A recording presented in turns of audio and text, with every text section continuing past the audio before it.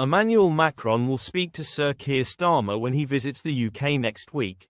French President Emmanuel Macron is reportedly calling on the UK to recognise Palestine as a state ahead of a three-day state visit to the country next week. Mr. Macron and Prime Minister Sir Keir Starmer are tipped to use the visit to announce a new one-out migrant deal, aimed at curbing the number of small boat crossings across the English Channel. However, it has also been reported that the French president is set to urge the UK to accelerate its process of recognising Palestine as a state. As reported by The Telegraph, the respective governments are said to be in disagreement over the speed and the process by which this could happen. A Whitehall source told the paper, "The French are trying to get us back on board with recognition. We're reticent. You do it when you think you can achieve something from it, not for the sake of saying, 'We've done it.'"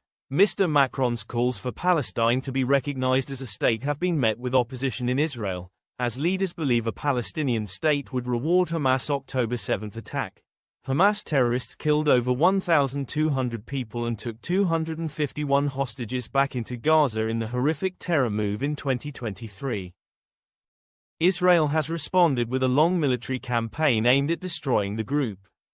The Hamas-controlled health ministry in the Strip said over 59,000 Palestinians have been killed by Israeli strikes.